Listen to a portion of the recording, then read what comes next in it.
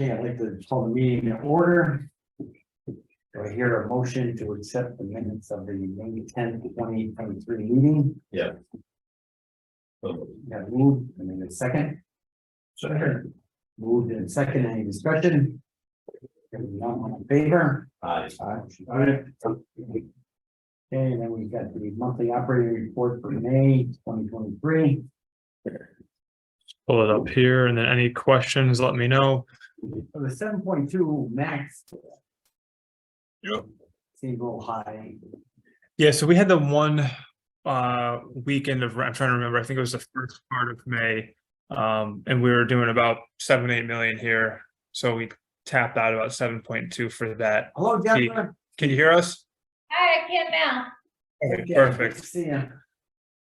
So we did have that high flow. So we averaged 4.5 for the month, which was actually it's a pretty high average for here. We're still able to get 27 pounds under the nitrogen permit, and removal efficiencies for BOD was 98% and 98.3 for TSS. The total nitrogen, I mean, Yep. 86.7 efficiency, that's still pretty darn good, right? That's about, I would say without chemical, that's about as good as the plant's gonna run. And that's with the fermentation tank on. So we're taking half of the solids we'd typically be pressing and sending back, putting them in the aeration tank for food and recirculating for VFAs. So Well, that's a twofer. it's a twofer. 85, 86, 87, that's about it without filters. So it's running pretty good. On that. Phosphorus, we were 1.54 for the month on average, and we averaged 20.09% on cake. And the E. coli geomean was 3.9, which is basically non-detect. Any questions on the operating report? No, so then what are your issues? None yet. That's where I don't want to jinx us That's because what I something wanna always hear. happens, but Yeah, it's as of now, it's good. I was actually expecting more rain this spring, but who knows, we might get it this summer. But this month was pretty wet for us. I think last May we averaged 3.1 or 3.0. So to be 27 under with the increase in flow is still good. Okay, and we got our operating engineer report. This one was pretty short. We'll go through it quick. Pulled pump 2 at the Centerbrook pump station. We had high amps, cleaned and returned to operation without incident. We didn't really find anything in it, so it could have been a fluke. May 9th at Tunxus pump station, we had a pump failure alarm. We pulled pump 1, found some debris and rags in the pump, and it was returned to operation. This pump is original, was rebuilt, I want to say 6 or 7 years ago. But before that, I think it's 30 or 40 years old. So they're smaller pumps, not that expensive. We're probably going to budget after July for a new pump for there. We're not finding much in it, but it's still tripping. So it's probably time to retire it. Aquabic pump station, we replaced the battery and the charger on the generator. Oakland pump station, cleaned the fence line and the gate. Also planted some flowers and trimmed everything out front. Pump station upgrades and collection systems. We jetted Barwood Lane, Burnham Avenue, Cobblestone Road, Depot Place, Keene Place, Habern Avenue, and Forest Street. And I think that's a spelling error. I'll edit that out. In the month of May, we assisted highway in cleaning and vacuuming several manholes, and that was on Silversmith, Redcoat, and Whispering Rod. We also raised all the manholes there. It's now complete. The milling, the paving is all done.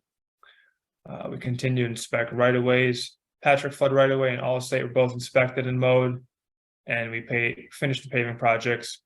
We're also working out on Middle Road and Westgate on some infiltration projects. We had a meeting with MDC, so their flow meters have picked up some infiltration there when we had the tropical storm and the hurricane. So we're going to put in some flow meters, see what we get, but we don't really disagree with it, because if you go down Middle Road on the right, the power lines go through towards 84. There's actually almost like a swamp, and our right of way goes right through it. So even when we went out there 2-3 weeks ago, if the top of the manhole is here, there's standing water here, and it was pretty dry. So we're going to try to raise some of them, try to line some of them. and then see what we find on our flow meters and smoke testing. So. Cleaned out storm drains and used a sewer camera to identify problem areas. 2 storm drains on Redcoat were inspected for possible infiltration. We concluded it's actually groundwater coming in from the adjacent property. There's a low spot off to the right of the road. Repairs and maintenance at the treatment plant. We repaired a motor coupler on the bottom auger of the headwork screeners. On May 4th, maintenance replaced the wiper of the second dewatering unit. This was the same one that I had the pictures of where we pulled out the auger and we had to use the gantries. The good thing about that was we kind of worked on an SOP. This is the second time we did it, so we got pretty good at it. We can do it in a working day now, which is huge actually. We're probably going to do these every 3 years, about 6 months apart. On May 21st, we discovered an issue with conveyor number 3. It was the same issue with the bolt on the side shaft that broke, and this was on number 2 last time.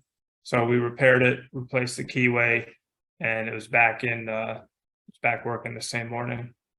On May 22nd, plant operators and maintenance serviced the vac truck. The AC compressor was also replaced on the 250.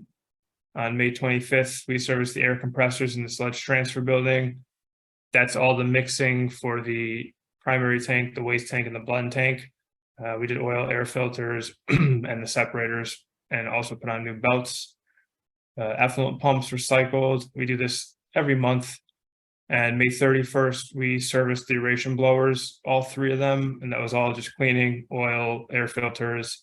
Everything was greased. The next service on that will be a large one, which will be the couplers and a possible bearing as well. And I think that's it. Other than the flow meter calibrations, which is in the permit, we have those coming up this month. That should be it for the report.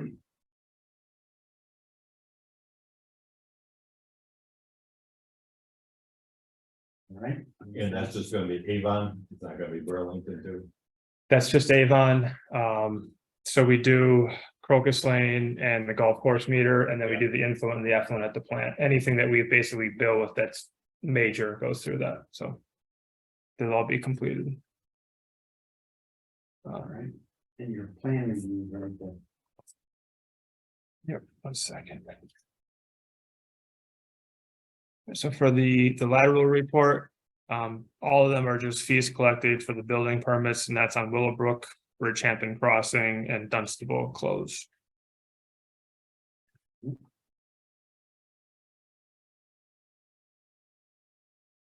So going back there, you had highlighted there that Trump was realigning the sewer line. Exactly. At Trump Plaza. Yeah. They were, I have to get back to you on the specifics of it, but I know they were doing work out there for a while. So I'll include it for next meeting. And then in addition to Trump manufacturing.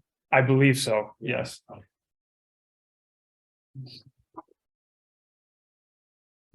Hey, boy, it was a quick month there, so Yes, that's gonna be pretty quick. Yeah. How old was that pump at Thompson's Mark? So forgive me if I'm wrong. I know the station is 69. I don't think the pump is much newer than that. It might be late 70s, but we rebuilt it.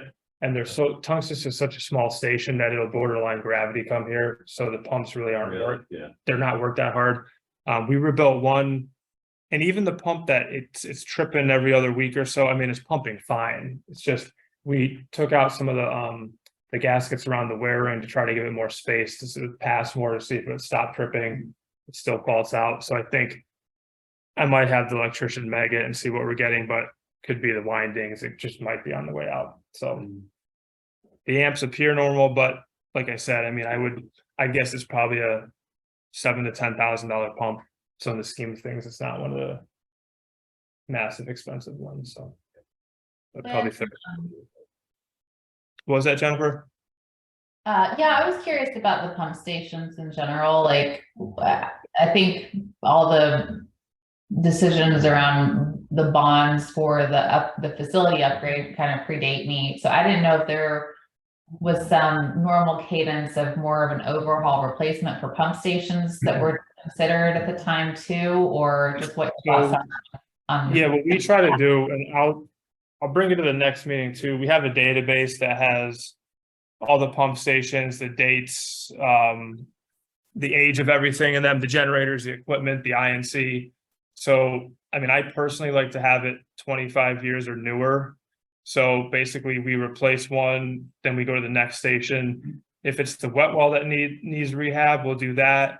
If it's the pumps, we'll do that. If it's the INC controls, we'll do that. And obviously if it's, Tunks, this is one of the smallest stations. So it's between that or a pump at Yukon. Obviously the $10,000 is probably going to go towards Yukon. But that's how we prioritize. So the generators at Allstate and Harlan are getting replaced. We're just still waiting on them. Those were 1967. So those are proactively getting replaced this fall, hopefully, if they come in on time. And then after that, it's probably going to be INC at Oakland Pump Station, and then a couple of the smaller stations after that. So it's basically on age and condition, but I'll attach the spreadsheet next meeting. So Mark, Yep. we talked a couple of meetings ago about the fund balance. I don't know if maybe you can include that. I can include everything. Yep.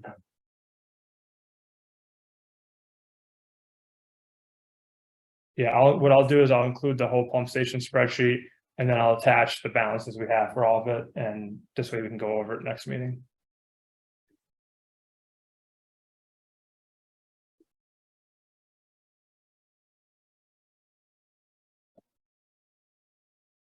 Okay. Other business.